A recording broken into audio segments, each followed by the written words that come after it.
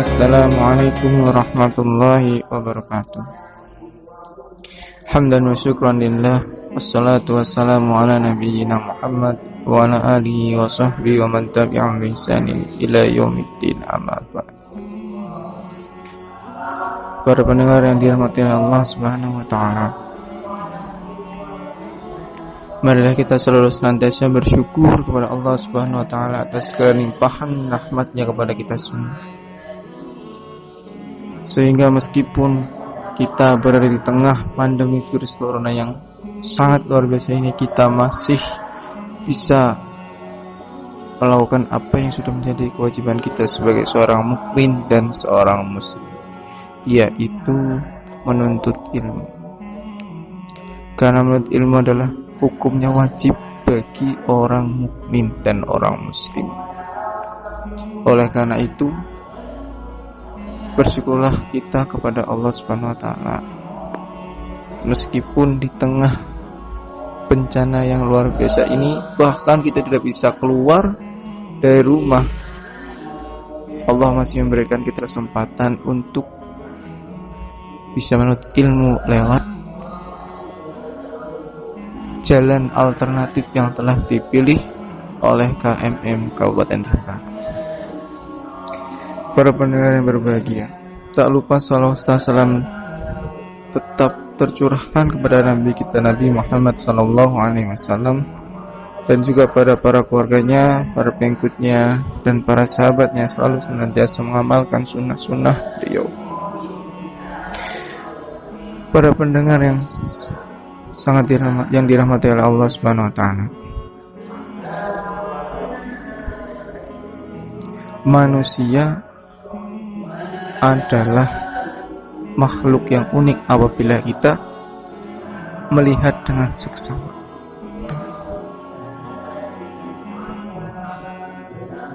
Tubuh manusia itu cuma satu, tapi di dalam tubuhnya itu terdapat berbagai macam organ yang punya fungsi-fungsinya sendiri. Tetapi bukan berarti bercerai-berai. Mereka berjalan dalam satu arah. Otak memiliki fungsi untuk mengkoordinir anggota tubuh yang lainnya.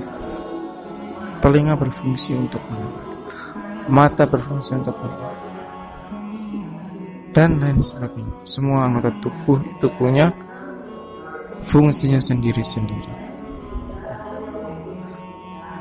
Tetapi yang unik ini, mereka bisa berjalan dalam satu komando yang mungkin tidak bisa dilakukan oleh kebanyakan manusia. Kebanyakan manusia tidak bisa melakukan hal tersebut. Jadi hanya sedikit manusia yang bisa kompak dalam melaksanakan suatu pekerjaan sebagaimana yang telah dijanjikan dengan satu komando. Para pendengar yang berbahagia, jika dilihat berdasarkan kegunaannya,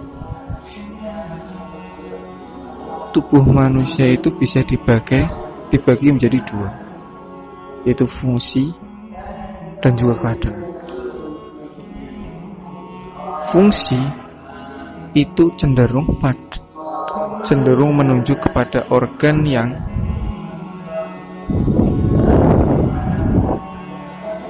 bisa dilihat oleh mata, kasat oleh mata. Contohnya otak.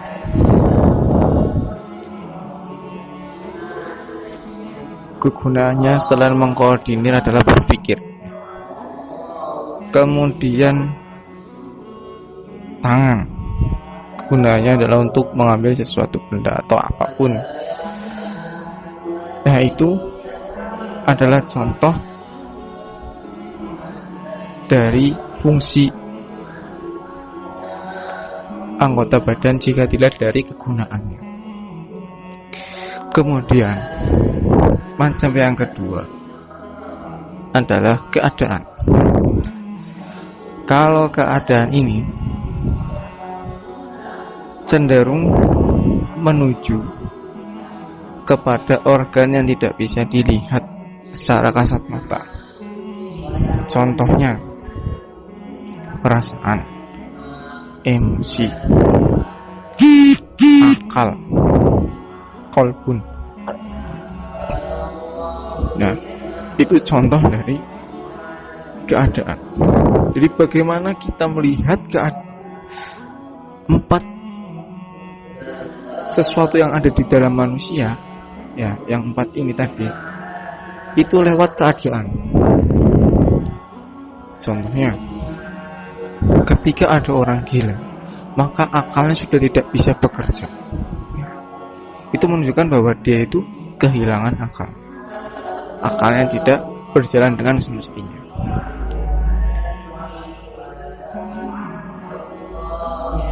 Juga mungkin emosinya dan lain sebagainya. Itu contoh keadaan. Nah, pada kesempatan kali ini kita akan membahas tentang salah satu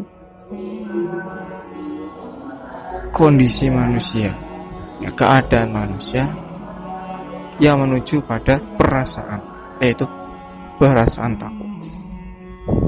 Takut itu adalah fitrahnya manusia. Jadi sah-sah saja manusia itu merasa takut, tetapi rasa takutnya itu tidak boleh diberikan kepada siapapun, hanya untuk Allah Subhanahu wa Ta'ala.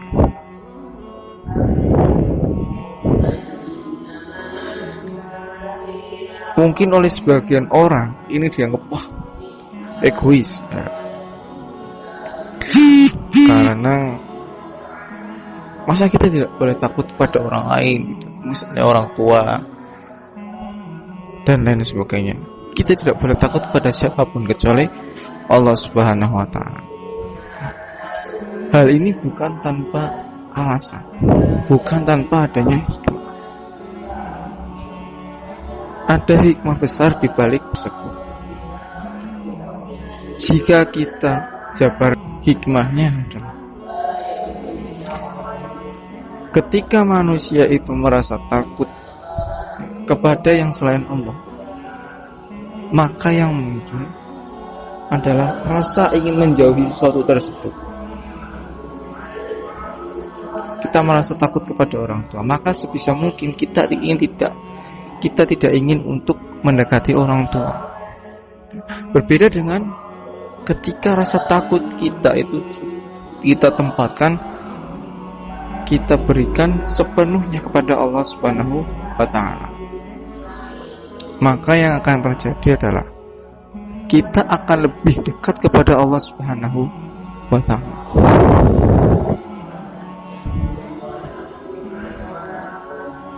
Oleh karena itu, jangan katakan ini adalah sesuatu yang egois. Tapi memang ini adalah kewajiban kita, ya. Juga banyak sekali salah satu hikmahnya itu tersebut. Nah, ketika kita dekat dengan Allah Subhanahu wa Ta'ala dan Allah pun dekat dengan kita, maka hal itu akan menimbulkan dampak keridhaan Allah kepada kita. Semakin kita takut kepada Allah, maka semakin dekat kita kepada Allah. Dan semakin kita dekat kepada Allah, maka Allah pun semakin dekat kepada kita. Oleh karena itu, ketika kita mendapatkan masalah, maka Allah akan sudah menjanjikan, Allah akan menjadi pendengarannya dan juga pengabul permintaannya. Oleh sebab itu, tidaklah rugi sama sekali. Jadi seorang muslim tidak boleh takut kepada selain Allah. Namun demikian, bukan berarti ini adalah satu yang, karena pada kenyataannya ternyata banyak manusia yang tidak bisa melakukan hal ini banyak sekali. Banyak manusia yang ternyata lebih takut kepada sesuatu lain ketimbang kepada Allah Subhanahu wa Ta'ala.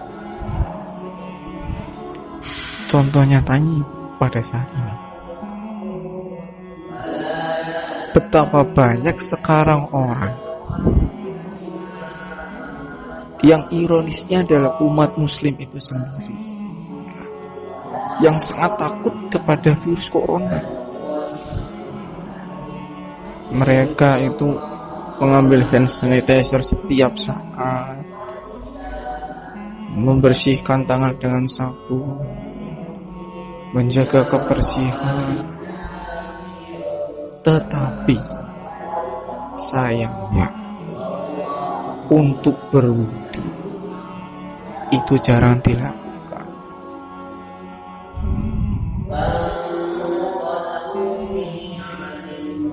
Jadi ketika kita takut kepada sesuatu itu tapi mengabaikan Allah Subhanahu wa Ta'ala, maka kita akan semakin jauh dari Allah Subhanahu wa Ta'ala. Dan semakin kita jauh dari Allah Subhanahu wa Ta'ala, semakin jauh pula pertolongan Allah Subhanahu wa Ta'ala kepada kita. Inilah ironis yang terjadi pada saat ini. Padahal Ibnu Sina sendiri, seorang ilmuwan Islam dan juga dokter yang terkenal,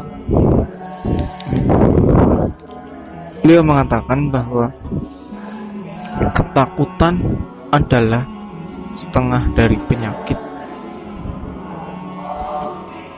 Jadi kita takut terhadap suatu tertentu, virus corona, takut sekali dengan virus corona, maka pada hakikatnya kita itu sudah kena setengahnya, 50% kita sudah terkena virus. Dalam tanda kutip kita tidak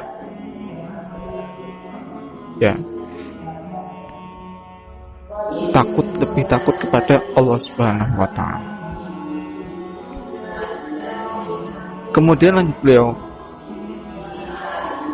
tetapi sebuah keoptimisan, sebuah sugesti yang muncul ketika orang itu sedang terkena virus atau penyakit, maka pada akhirnya itu adalah obat penawar yang prosentasenya sebesar 50% atau setengahnya.